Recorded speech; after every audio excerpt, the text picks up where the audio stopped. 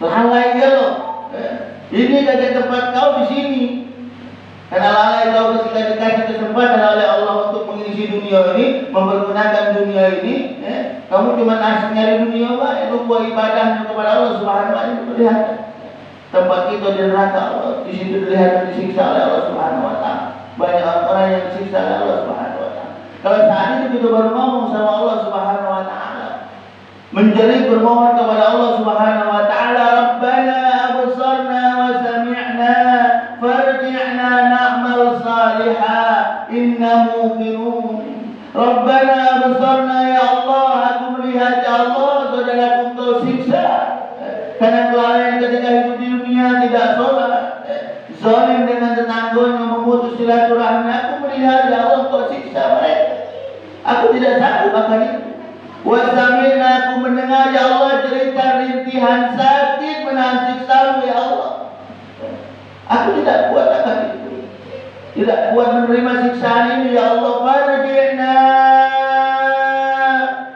Farji'na na'mal salihah inna muqinun. Kembalikan aku, ya Allah, hidupkan aku kembali dan Kau cabut nyawaku hari ini, karena aku tidak akan sanggup menerima itu. Aku saat ini yakin kepadamu, ya Allah. Inna muqinun, yakin bahwasanya segala apa yang kita lakukan itu nanti akan kembali kepada diri kita.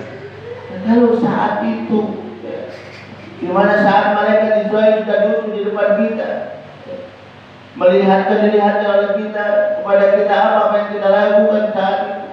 Saat itu kita bermohon kepada Allah Subhanahu wa taala, ya Allah, kakek, kesini, pergilah tempat lain dulu, tetangga aku yang tua, tak boleh itu. Kakeknya aku takut, aku masih muda. Misalnya tidak. Ketika malaikat Israel sudah ada di hadapan kita, diutus oleh Allah, maka dia tidak baca lagi balik, sebelum mencabut nyawa. Idza jaa ajaluhum la yastakhiruna sa'ah wa la yastaqdimun. Apabila datang ajal mencabut kita, maka sudah tidak akan bisa lagi kita bermohon kepada Allah untuk diundurkan ataupun dimajukan. Tidak bisa. Kalau ajal itu datang, sudah langsung. Kita hanya tinggal bisa berkata, qalu inna lillahi wa inna ilaihi raji'un. Semuanya dari Allah dan akan kembali kepada Allah Subhanahu wa taala. Kita hanya tinggal bisa berkata itu. Itu yang hanya tinggal kita katakan. Yang kita takutkan sekali lagi, saat itu datang kita masih dalam keadaan zalim. Saat itu datang kita masih belum beribadah kepada Allah Subhanahu wa taala. Saat itu datang kita masih memutus tali silaturahmi dengan keluarga dan tetangga kita. Saat itu datang kita naudzubillah. Masih saat kita bermaksiat, masih melakukan dosa, itu yang kita takut.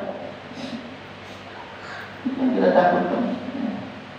Karena naudzubillah, kalau kita berbicara masalah siksaan Allah Subhanahu wa taala, bagaimana siksaan Allah Subhanahu wa taala, dikatakan dalam sebuah riwayat, siksaan Allah yang paling ringan itu, Pak Bu, ketika diambil kerikil kecil dari api neraka, dibawa ke dunia, kerikil kecil saja, dibawa ke sini, kita injek dengan kaki kita, bukan kita menjadi puntung rokok, Pak, melentung main.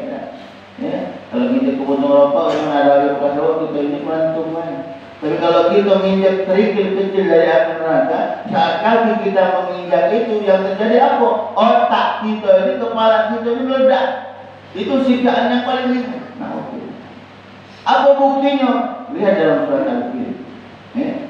Surat apa Bu? Al-Fil. Tentara bergajahnya Abraham mati hanya lantaran siapa? Burung ababil. Burung ababil itu kalau kita sekarang mungkin ibaratkan burung kemprit, ya. Burung yang makan padi itu lah, kita contohkan, ya. Kecil, burung bibit, ya. Bahkan. Jadi burung kemprit itu, Pak, kalau dia bawa padi tidak bawa stangkai, tidak. Paling siko yang dibawa di kakinya, ya. Kecil padinya. Sebab itu juga burung ababil yang kecil bawa batu dari neraka. Tapi subhanallah, na'udzubillah, yang kecil ini yang dibawa oleh burung-burung ababil Allah ini untuk mengajukan tentara Abraham, nah dibawa dari neraka, dijatuhkan ke bala tentara Abraham bergajah itu. Yang terjadi apa?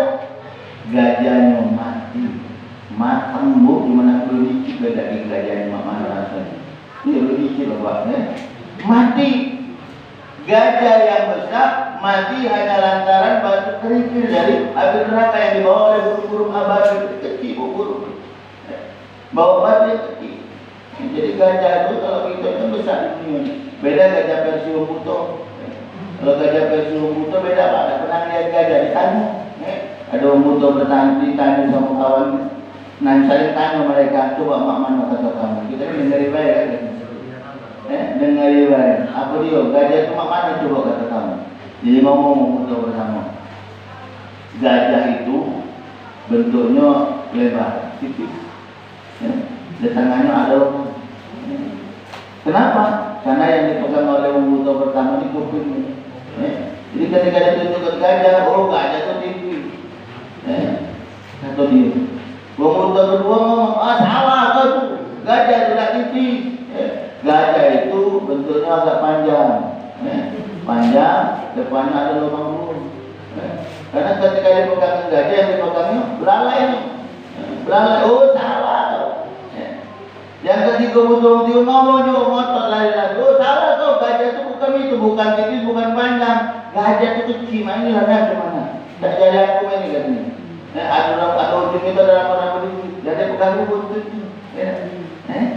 Nah, orang buto keempat ini tadi tahan dari jauh-jauh dengar pada berdebat masalah gajah lari, buk, nyampak buk. Nyampak, tadi gajah. Mukul lagi. Oh salah kamu gajah itu bentuknya lembek, agak angkat tangan dikit katanya. Kenapa? Karena dia pas lari, nak jelasin masalah gajah nyampak, kena tahi gajah. Jadi gajah itu kata dia lembek. Itu versi wong buto, maaf yang tak pernah lihat gajah, ditunjukkan gajah gitu kan. Tapi kalau versi kita rusak, gajah itu rusak, itu subhanallah. Gajah yang besar itu mati hanya lantaran burung ababil. Kenapa? Karena burung-burung ini bersenjatai api neraka, batu kerikil dari api neraka Allah Subhanahu. Itu yang kecil. Makanya kalau kita masuk yang ke dalam neraka, itu dahsyatnya siksa Allah Subhanahu wa taala. Maka oleh karena itu sekali lagi Bapak Ibu hadirin yang insyaallah sama-sama rahmat Allah Subhanahu wa taala, mari kita bersama-sama mempergunakan apa yang Allah berikan kepada kita ini untuk kita selalu mendekatkan diri kita kepada Allah Subhanahu wa taala.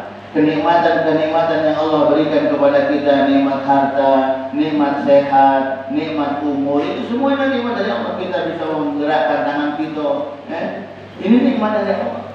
Kita bisa melangkahkan kaki kita, ini nikmat dari Allah Subhanahu wa taala. Karena kan kita lihat banyak orang-orang maaf yang diberikan kekurangan oleh Allah Subhanahu wa taala. Kakinya tidak ada cacat, tapi mereka masih mau beribadah kepada Allah Subhanahu wa taala.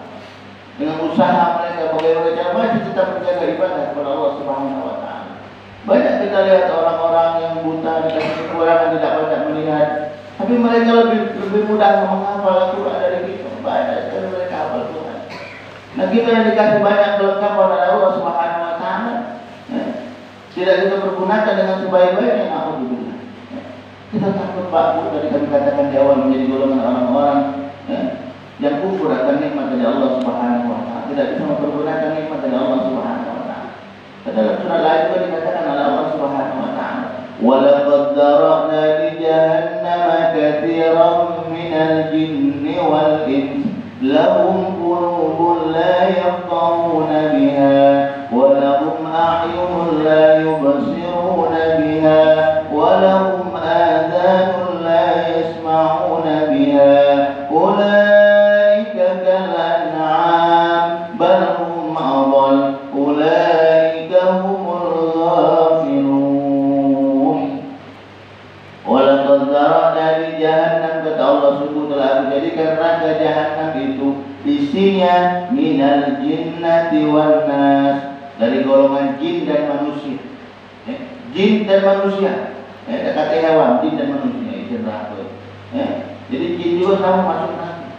Ada jin yang tak taat sama Allah sama masuk neraka. Nah itu juga dari siapa mereka yang akan dimasukkan ke dalam neraka ini menjadi penghuni neraka Allah? Lahum qulubun la yafqahuna biha. Mereka yang dikasih hati oleh Allah, tapi hatinya tidak dipergunakan untuk mendekatkan diri kepada Allah Subhanahu wa taala. Hatinya tidak diisi dengan zikrullah. Hatinya tidak diisi untuk menimbang-nimbang perbuatan kita. Oh, ini boleh dilakukan, ini tidak boleh dilakukan. Karena segala apa yang kita lakukan ini, Bu, timbangannya, wazannya itu dari hati kita. Kalau hati kita nolak melakukan ini, tidak kita lakukan. Ya. Tapi kalau hati kita nyuruh, pasti kita lakukan. Ini dari hati. Makanya perlu sekali kita menjaga hati. Hati ini dijaga. Kemana kalau kita menjaga hati agar hati kita ini selalu mengarahkan kita kepada yang baik-baik? Ya tadi yang kami katakan di awal, banyak zikrullah. Zikrullah. Zikir dengan perbuatan kita, dengan ibadah sholat. Zikir juga dengan lisan kita. Karena kalau sholat itu kan ada waktu-waktunya, Pak. 5 waktu juga kami katakan di awal paling tidak. Habis selesai 5 waktu dari subuh, misalnya kita kan nak zuhur kan panjang. Kalau kita baru zikir